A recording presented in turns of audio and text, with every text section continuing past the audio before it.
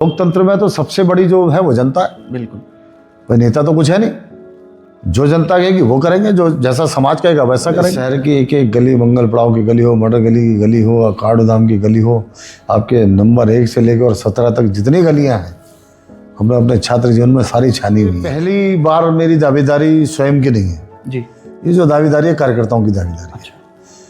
और मैं समझता हूँ कि मैं जो 35, 36, 37 साल जो मैंने सामाजिक जीवन में काम किया है, जब वो मेरे घर पर मुझे डांटने आया और मुझसे झगड़ा करने आया, ये जो प्रेम मुझे मिला तो मेरे आंसू निकल आए। मुझे लगा यार कि वास्तव में सामाजिक जीवन में मेरा कार्य करना सफल हो। लगभग 50 से 55 हज़ार वोटर हैं आपके, ओबीसी में भी हैं उसमें, और वो बनबुलपुरा से आते हैं। वहाँ की एक बड़ी शिकायत है लोगों की कि पिछली सरकारों में जो आपके जो मेयर प्रत्याशी थे वो वहाँ पर बीजेपी से खास तौर से वहाँ पर वोट मांगने के लिए नहीं गए।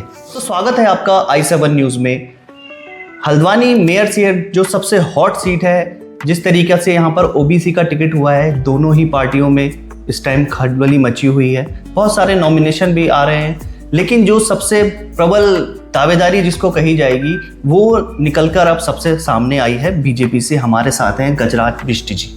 बहुत बहुत स्वागत है गजराज बिष्ट जी आपका i7 न्यूज़ पर। नमस्कार, सबको प्रणाम। बात करने से पहले थोड़ा सा आपके बारे में जानना चाहेंगे। बीजेपी कब ज्वाइन की थी और क्या क्या बीजेपी के पद आपके पास हैं? मैं मूलतः संघ का स्वयंसेवक हूँ जी। 87 में मैं पहली बार शाखा में गया।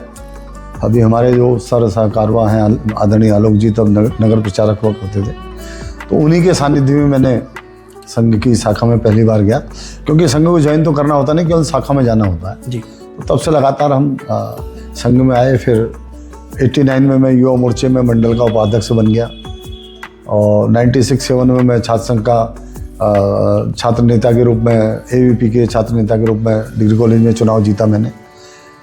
उसके बाद उत्तर प्रदेश में प्रदेश का महामंत्री किसान मोर्चा रहा। उससे पहले बजरंग दल में कुमाऊं संयोजक, बहुत सारे पद, जिला सह संयोजक, विद्यार्थी परिषद में जिला संयोजक, बहुत सारे पद थे। और जब उत्तर प्रदेश में माननीय राजनाथ सिंह जी प्रदेश के अध्यक्ष थे, तब मैं प्रदेश महामंत्री किसान मोर्चे में था।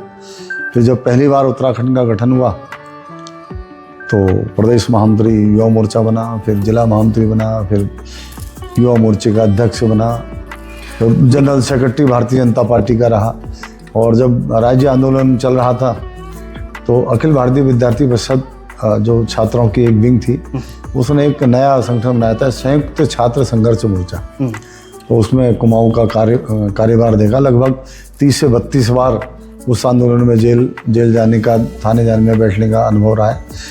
बहुत सारे आंदोलन का अनुभव है। मैं समझता हूँ कि जब डिग्री कॉलेज में भी पढ़ते तो लगभग 7 से 8 बार आम अनशन किया छात्रों की डिमांड को लेकर, छात्रों के मांगों को लेकर। और उत्तराखंड आंदोलन में यहाँ से लेकर राजघाट दिल्ली तक आम अनशन मैंने किया है राज्य के लिए। ये सारी बातें बहुत सारे लगभग मैं समझता हूँ 36-37 साल सामाजिक जीवन में हल्द्वानी में हो गए हैं।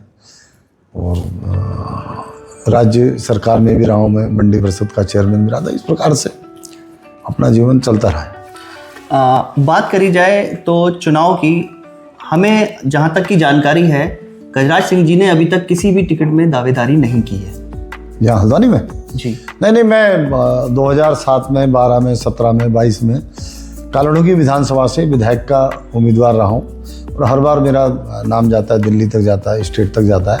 लेकिन हमारे जो इस जिले के सबसे वरिष्ठ नेता हैं आदरणीय बंशीधर भगत जी, और क्योंकि वो सीनियर लीडर हैं तो हर बार उनको टिकट मिल जाता है। फिर हम उनको चुनाव लड़ाते हैं और इतनी बार चुनाव जीते भी हैं, मंत्री बने, सब कुछ बने, तो लगातार काम कर रहे हैं।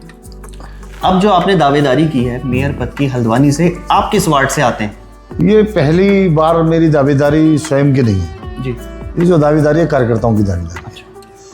और मैं समझता हूँ कि मैं जो 35, 36, 37 साल जो मैंने सामाजिक जीवन में काम किया है, जब वो मेरे घर पर मुझे डांटने आया और मुझसे झगड़ा करने आए कार्यकर्ता, सैकड़ों कार्यकर्ता, जो मतलब यहाँ तक कि जो मुझसे 20 साल छोटे कार्यकर्ता थे, उन्होंने मुझसे घर आके कहा कि हम भी देखते हैं कि आप कैसे दावेदारी नहीं करते। क्या बात कर, ये जो प्रेम मुझे मिला तो मेरे आंसू निकल आए। मुझे लगा यार कि वास्तव में सामाजिक जीवन में मेरा कार्य करना सफल हो गया। पहली बार कल आदरणीय केदार जोशी जी, हमारे जो बहुत वरिष्ठ नेता हैं, प्रदेश के उपाध्यक्ष रहे हैं, संघ में अधिकारी रहे हैं, राज्य मंत्री रहे हैं, सरकार में रहे हैं। तो वो पर्यवेक्षक के रूप में हल्द्वानी आए हुए थे और जब वो आए तो उनसे मैंने निवेदन किया और उनको मैंने अपना आवेदन पत्र उनको सौंपा है। बात करें तो सर गजराज जी कौन से वार्ड से आते हैं? मैं 43 वार्ड है छड़ैल जो है, अभी नया हम लोग जुड़े हैं निगम में, क्योंकि ग्रामीण क्षेत्र के लगभग 20 वार्ड कालोडंगी विधानसभा और लालकुआ विधानसभा के पिछली बार के चुनाव में हल्द्वानी शहर में जुड़े हैं। तो उनमें से मैं भी आता हूँ। और जहाँ तक शहर का सवाल है, शहर में मैं लगभग मैं समझता हूँ कि 92 से लेकर और 99 तक रेगुलर यहाँ की छात्र राजनीति में हम लगातार रहे। और अभी पिछला जो चुनाव हुआ छात्र संघ का, और छात्र संघ चुनाव में भी हम हमेशा भागीदारी करते रहे। और इस शहर की एक एक गली, मंगल पड़ाव की गली हो, मटर गली की गली हो, काड़ूधाम की गली हो, आपके नंबर 1 से लेकर 17 तक जितनी गलियाँ हैं हमने अपने छात्र जीवन में सारी छानी हुई है। और मैं समझता हूँ कि मैं किसी भी गली में जाता हूँ, आज मैं अभी ये राम मंदिर जो रामलीला ग्राउंड है उसके पीछे वाले मंदिर में गया था, तो वहाँ करीब मेरे 10-12 पुराने मित्र जो दुकानदार बन गए वो सब मिल गए। तो मतलब जो लोग ये कह रहे हैं कि गजराज जी नए आए हैं, तो उनके लिए मैं बताता चलूं कि गजराज जी नए नहीं है, यहाँ के पुराने हैं और इन सब गलियों से गुजरे हुए हैं। नहीं, ऐसा मुझे लगता नहीं कि कोई कहेगा नया। खैर अगर आपसे कहा है तो हो सकता है, लेकिन मैं समझता हूँ कि हल्द्वानी शहर मेरा बड़ा देखा परखा, और यहाँ बहुत सारे मित्र हैं मेरे, इतने मित्र हैं कि मतलब मैं कहता हूँ मैं कम से कम यहाँ 10 साल प्रत्येक घर में गया हूँ। अच्छा, बात शुरू करते हैं और जनता के कुछ सवाल हैं वो हम आपसे पूछना चाहते हैं। बिल्कुल पूछिए साहब। कुछ जनता ने हमसे पूछा है कि गजराज जी से पूछिएगा कि इतनी देरी क्यों करी, जबकि ओबीसी की सीट बहुत दिन हो गई थी और नामांकन में। नहीं, देरी कहाँ हुई है? अच्छा, कौन कह रहा है देरी हुई है? मैं कहता हूँ कि पहली बार कल पर्यवेक्षक आए हल्द्वानी में। तो हमारे वहाँ परंपरा रही है कि दावेदारी करने का एक तरीका होता है। जी बिल्कुल। जब जैसे आज आप देखेंगे अभी कार्यालय में अगर आप ऊपर जाएंगे तो जितने 60 वार्ड हैं सभी लोग अपने दावेदारी प्रस्तुत कर रहे हैं और अपनी बातचीत रख रहे हैं जो पर्यवेक्षक है। तो कल वो पहली बार पर्यवेक्षक आए तो हम गए उनके पास, हमने साहब हम दावेदार हैं सीट के। उसमें देरी और पहले इसमें मुझे नहीं लगता कि कोई इसमें कोई अंतर है। गजराज जी क्या प्लान लेकर आए हैं नगर निगम के लिए? अब मैं आपको बताऊं, मैं अभी पिछली सरकार में जी भारतीय जनता पार्टी की पिछली सरकार में मंडी परिषद का चेयरमैन रहा, और चेयरमैन रहते हुए मैंने 3 महीने उस मंडी परिषद को देखा, पढ़ा, समझा जी। और लगभग 16 महीने या 17 महीने में रहा हूँगा, और 3 महीने मैंने उसमें लगाए, और 12-13 महीने में आप विश्वास नहीं करेंगे मैंने गदरपुरी मंडी का निर्माण हो, रुद्रपुर में कई वर्षों की डिमांड थी मंडी बनाने की, उसको बनाने का निर्माण हो। अगर आप मंडी में आज जाएंगे तो भारत की पहली जैविक मंडी बनाने का प्रस्ताव हल्द्वानी में बनाने का प्रस्ताव था, उसको हम बनाने जा रहे थे। रामगढ़ में इस भारत का सबसे बड़ा और प्रथम आध्यात्मिक केंद्र हम बनाना चाहते थे। मैं इस बात को इसलिए कह रहा हूँ कि आप मंडी में देख सकते हैं ये प्रस्ताव पड़े हैं या नहीं है गजराज सिंह बिष्ट के समय के। पलायन कैसे रुके उस पर हमने काम किया है। अब लेकिन ठीक है, सरकार होती है, सरकार में बहुत सारी चीज़ें होती हैं। अब मैं 15-16 महीने रहा, जब तक मैं एग्जीक्यूट करता हूँ वो मैं हट गया। अब नए अध्यक्ष जी उसको आगे ले जाएंगे उस काम को। इसी प्रकार हल्द्वानी शहर जो है, आप भारतीय जनता पार्टी अगर मुझे प्रत्याशी बनाकर मेयर की कुर्सी पर बैठाती है, आपसे भी और लोगों से भी, जनता से भी, जो पढ़े लिखे लोग हैं उनसे भी सबसे बातचीत करेंगे भाई किस प्रकार काम बढ़ेगा।